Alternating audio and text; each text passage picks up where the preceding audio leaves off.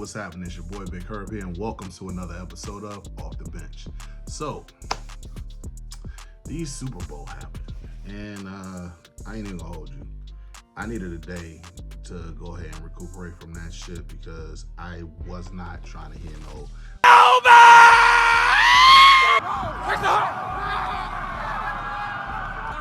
yeah! Bird gang, motherfucker! Fuck off! Bird gang, motherfucker! I ain't trying to hear all that shit. I'm really not. Congratulations to them. They did what they had to do.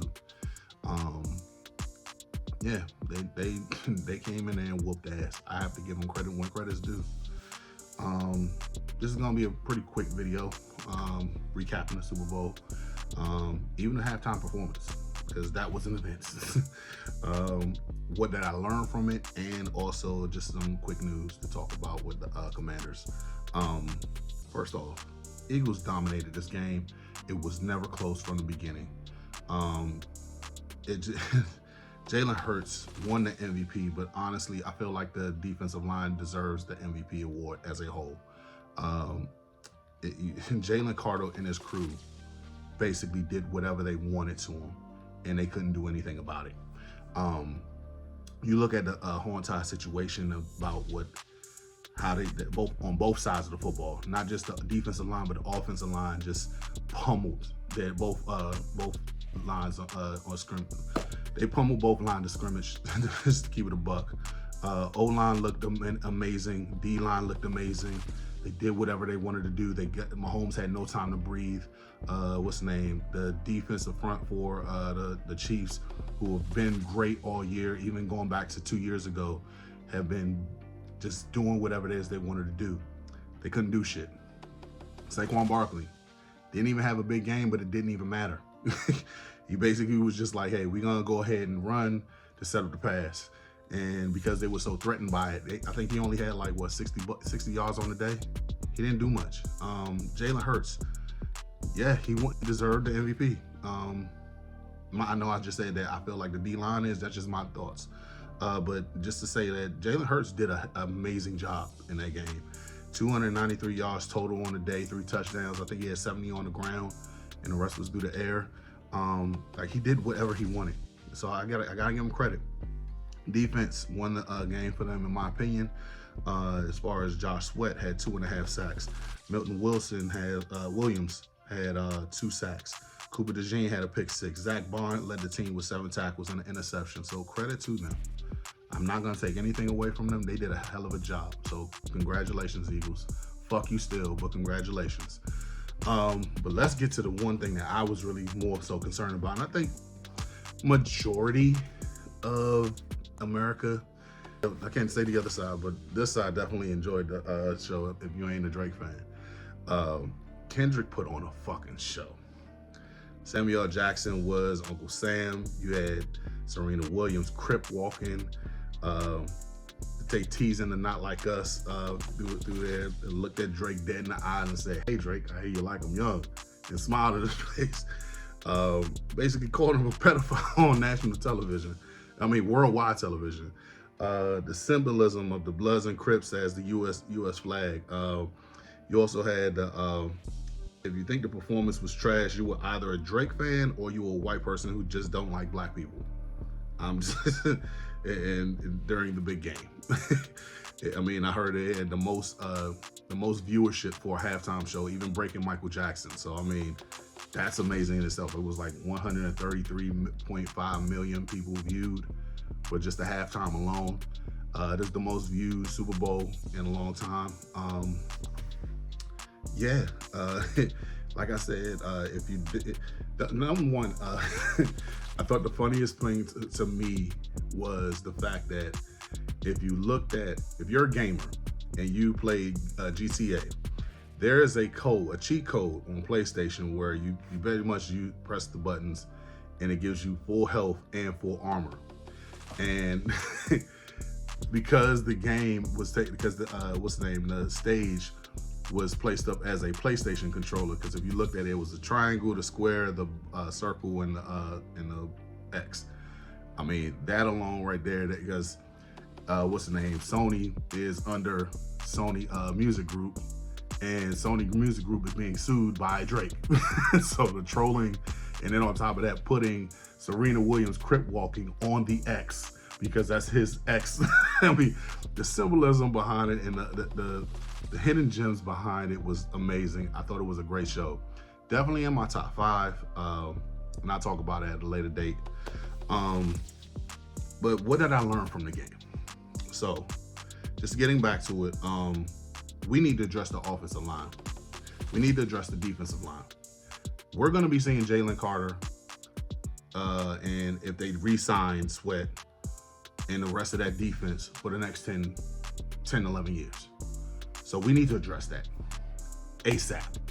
We need to go ahead and address that offensive line because they're going to be a problem. We need to address our defensive line as well, because if we win the trenches, we should be able to go ahead and battle these motherfuckers for the next 10 years. We have a stud at quarterback. We got there with an average line. Just imagine if we actually have time to give him. We're gonna be a great team in the future. I have so much faith in it. Also, I hope the receivers that we bring in, they're not afraid of the moment, because the Chiefs were. The Chiefs dropped several balls, and they were open. You had pro open and you had college open. College open being like 2 yards apart from the defender, or a yard and a half apart. There were plenty of balls that were dropped. Mahomes was not on it. Kelsey wasn't on it. And I feel bad for DeAndre Hopkins because this was his last game. He retired. So that was news into myself hearing it. They just played like shit. One thing that I did realize is that Zach Bond and Josh Sweat is available for free agency this year. So if they don't get re-signed, then yeah, we should go ahead and pick them up, because that's only making them weaker. Josh Sweat, the big moments he's always there. My only issue with him is consistency, because like I want to see that same energy that you give in the big games when it's not a big game at all. I want to see you go ahead and perform at the highest level consistently. That is my only issue with him. Other than that, I think he's a tremendous talent that we could try to acquire. Another one is Zach Bond. Zach Bond had an all-pro year this year. He was journeyman up into now. There is something I want to see. Is this consistent play, or is this just the system that he's in? But if you look at it, this year he was an all-pro, Pro Bowler. He got an interception and 7 tackles, like I said earlier, in the Super Bowl. And he's a Super Bowl champion. So yeah, they might want to bring him back, but just in case if he asks for too much, I mean, hey, we got the cap space, so let's go ahead and make it happen. But other things in news that I wanted to bring up as well, the Commanders may pursue Cooper Kupp, Deebo Samuels, and Khalil Mack. Now, they're all veterans, and they come, like, most of them are beyond 30. Here's my take on it. First off, let's start with Khalil Mack. Khalil Mack, over the last 2 years, has been really good. He had 17 sacks as far as the year before. So yeah, he still has a little bit of that in him, because he can still pass rush. But even though he only had 6 this year, he was tremendous against the run. What is the one thing that we're lacking this year? Run defense. And here's the thing, because he's turning 34, you ain't got to pay that much for him. So that's something that I wouldn't mind trying to bring in. He's still been healthy majority of the time. So even if we just get him consistently just on the run, I don't need you to go ahead and be the pass rusher that you used to be. If I get that, then that's great. But I need you against the run. And you were great at that last year. I think that among all defensive ends in the league, he was like he was a top 20 defensive end when it comes down to run stopping. So yeah, I want that. Because I'm tired of Saquon Barkley being the one that's going ahead and just gashing us. Not just him, but every single person.